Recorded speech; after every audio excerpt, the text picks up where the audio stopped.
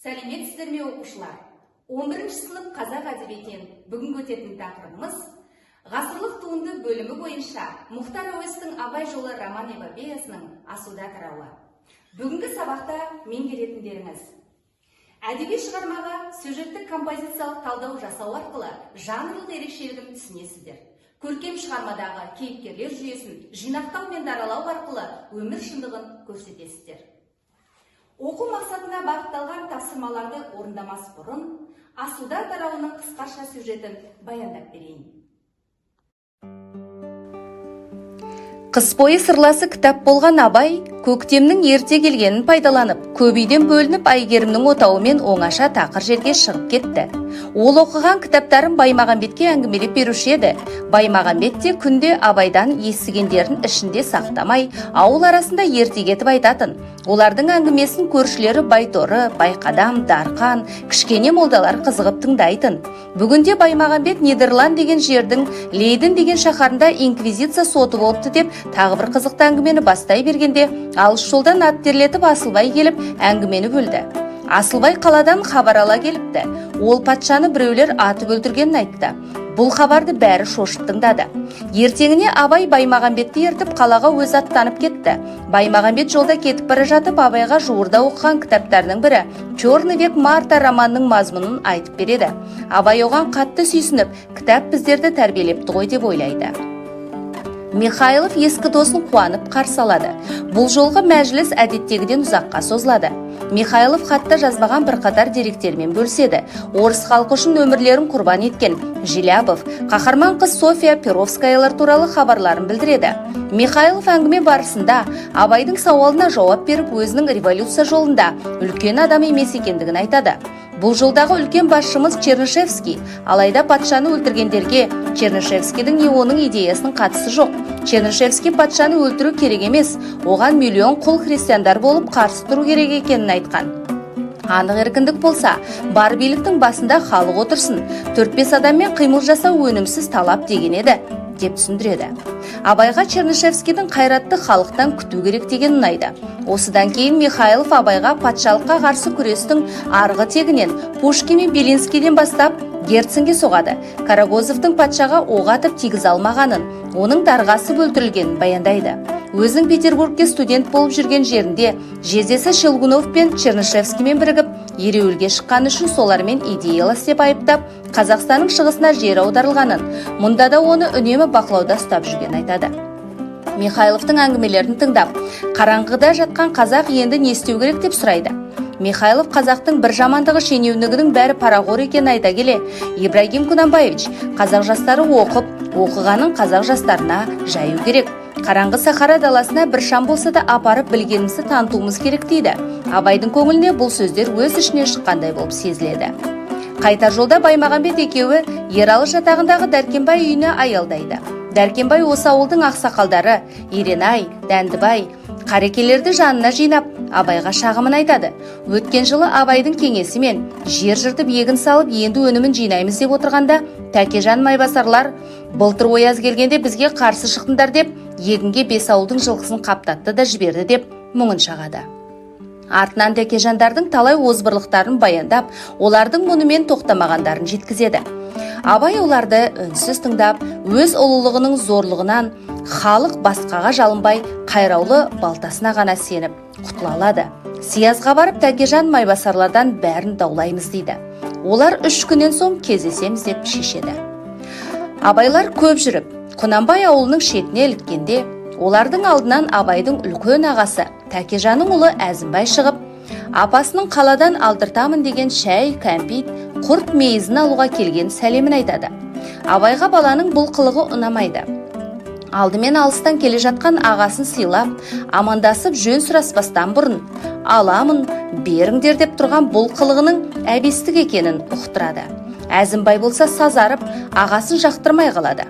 Қатты ашуланғанын ағасының қытығына тиіп сөйлеп, әкесі Тәкежанның қайтадан болыс болғанын, Ысқақ пен Шұбар ағаларының да болыс болып, бүкіл тобықты іші мәре-сәре екенін, Базаралыны айдатып жібергенін сүйінші етіп жеткізеді де сол жерден тайып тұрады.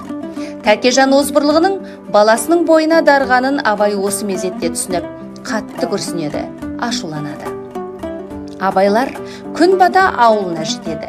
Анасы Ұлжан, немерелері Мағаш, Әбіш күлбадандарды орысша оқуға жаздыртып қойғанын айтады. Бұл жақсы жаңалыққа Абай аса қуанады. Абай жолы романның асуда деп аталатын бұл тарауы Абайдың балаларын құшағына алып, болашақ оқуларын айтып, балаларының шат-шадыман күйде отыруларымен бітеді. Ендеше балалар, бірінші тапсырманы орындайық. Асуда тарауының композициялық құрылымын кестеге орналастырыңыз.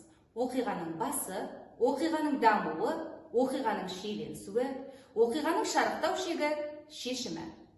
Дескрипторы. Көркем шығарманың композициялық құрылымын 5 бөлікке ажыраталады. Композициялық құрылымның әрбір бөлігін 1-2 сөйлеммен тұжырымдап жазалады. Көркем шығарманың мазмұнын композициялық құрылым жүйесіне сай баяндайды.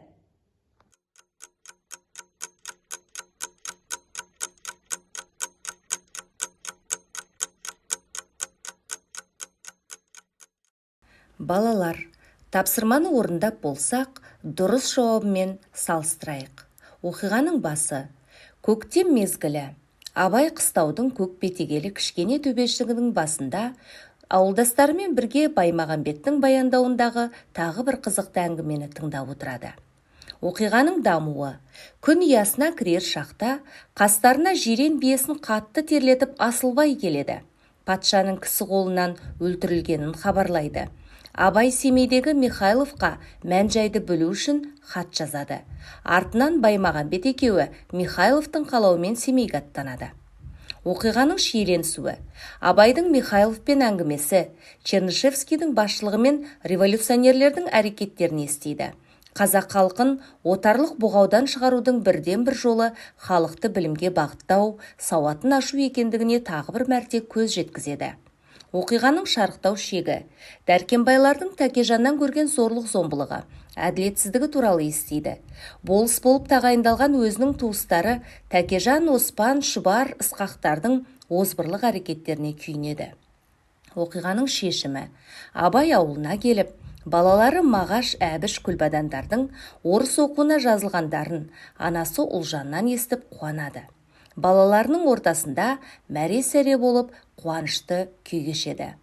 Балалар, тапсырманы дұрыс орындағандарыңа күмәнім жоқ. Балалар, шығарманың жанрлық ерекшелігіне келетін болсақ, Абай жолы роман эпопеясы қазақ қоғамының жарты ғасырлық әлеуметтік, тұрмыстық, отбасылық ғұмырын мейлінше дәл, айқын, адал бейнелейді. Оқиғалар әдеттегі өміріміз сияқты күн мен түн, қыс пен жаз, күз, көктем мезгілдерінде толассыз өтіп жатады. Оқиға орын алған жерлер, әдемі табиғат суреттері алақанға салғандай ап-айқын көркем суретке айналған. Жазушы қаламынан шыққан сан түрлі кейіпкерлердің кескін келбеті, мінез құлқы, сөйлеген сөздері, арғы-бергі замандағы іргелі елдердің басшыларынан, патшалардан, корольдерден, хандардан, дипломаттардан асып түспесе, кем түспейді. Екінші тапсырма. Асуда тарауы бойынша кейіпкерлердің бейнесін ашатын сөйлемдерден үзінді келтіре отырып, кейіпкерлердің адами қасиетін жазыңыз. Дескрипторы. Тарау бойынша кейіпкерлерді анықтайды, кейіпкерлердің мінезі сипатталатын үзіндіні тауып жазады, үзіндідегі адами қасиеттерін сипаттап жазады.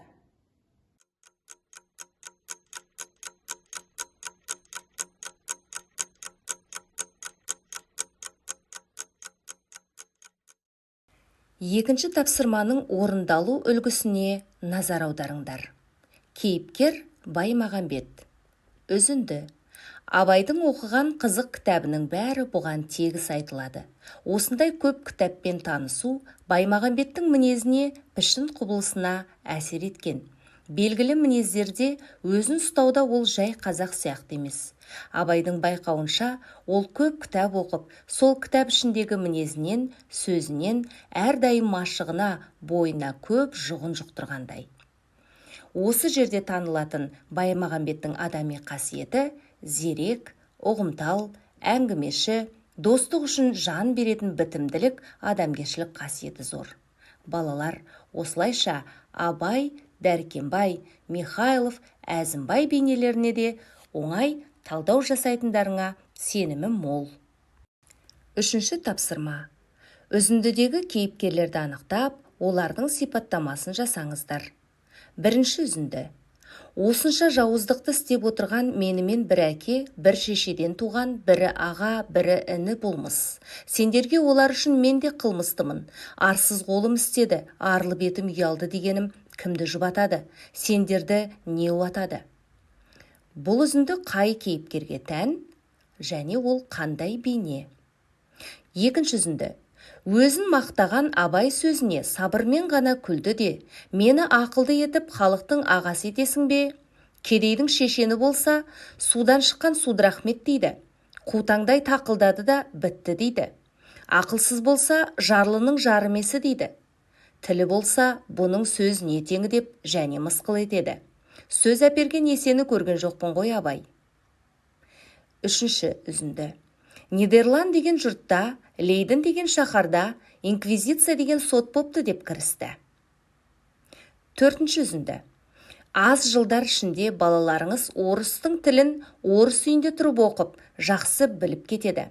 Халық пен халықты, адам мен адамды теңдік дәрежесіне жеткізетін қасиет білім. Тек чиновник болам, олық болам деп оқымасын. Халқым жіберген алғашқы баршымын деп, өзім үшін оқимын, елім үшін өсемін деп оқысын деді. Қай кейіпкерге тән және ол қандай бейне?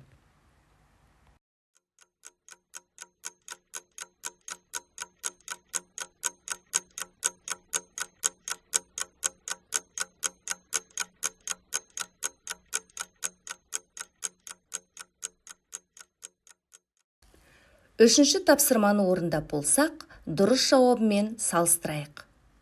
Бірінші үзінді. Осынша жауыздықты істеп отырған менімен бір әке, бір шешеден туған, бірі аға, бірі іні болмыс. Сендерге олар үшін мен де қылмыстымын. Арсыз қолым істеді, арлы бетім ұялды дегенім кімді жұбатады? Сендерді не уатады? Бұл Абайдың сөзі. Қандай бейне? Қара басын ешқашан билік пен байлық қызықтырмаған, қараша халықтың жақтаушысы, кедейлердің сөзін сөйлеуші, өз басын үнемі әділдік пен шындыққа құрбан еткен дара тұлға, дара бейне. Әкесі Құнанбайды ескіліктің жиынтық образы десек, жаңаның жиынтық бейнесі бола білген жиынтық типтік те бейне. Келесі үзінді. Өзін мақтаған Абай сөзіне сабырмен ғана күлді де, мені ақылды етіп халықтың ағасы етесің бе? Кедейдің шешені болса, судан шыққан Судырахмет дейді. Қутаңдай тақылдады да бітті дейді. Ақылсыз болса, жарлының жарымесі дейді. Тілі болса, бұның сөз не теңі деп және мысқыл етеді. Сөз әперген есені көрген жоқпын ғой Абай. Бұл Дәркембайдың сөзі. Дәркембай қандай бейне? Халықтан алғын бойына жинаған жиынтық типтік бейне. Келесі үзінді. Нидерланд деген жұртта, Лейден деген шаһарда инквизиция деген сот бопты деп кірісті. Бұл Баймағамбеттің сөзі. Абайдың сенімді серігі, арқа сүйер досы болған, халықтың көз ашық жастарының бейнесін бойына жинаған жиынтық типтік бейне. Келесі үзінді. Аз жылдар ішінде балаларыңыз орыстың тілін орыс үйінде тұрып оқып, жақсы біліп кетеді. Халық пен халықты, адам мен адамды теңдік дәрежесіне жеткізетін қасиет білім. Тек чиновник болам, ұлық болам деп оқымасын. Халқым жіберген алғашқы баршымын деп, өзім үшін оқимын, елім үшін өсемін деп оқысын деді. Бұл Михайлов Евгений Петровичтің сөзі. Ол қандай бейне? Патшаға қарсы түрлі әрекеттері үшін Петербургте университет студенті болып жүрген жерінен Шығыс Қазақстан облысына жер аударылған орыстың революционер ақыны. Оқушылар, осымен бүгінгі сабағымыз аяқталды. Оқу тапсырмасына Google Classroom сілтемесі арқылы кіріп, орналастырылған тапсырмаларды орындайық. Балалар, оқу тапсырмасын Google Classroom қосымшасы арқылы беріп отырмын. Тапсырма өмір шындығын көрсете отырып, сыни пікір жазасыздар. Критерий талаптары да осы қосымшада берілген.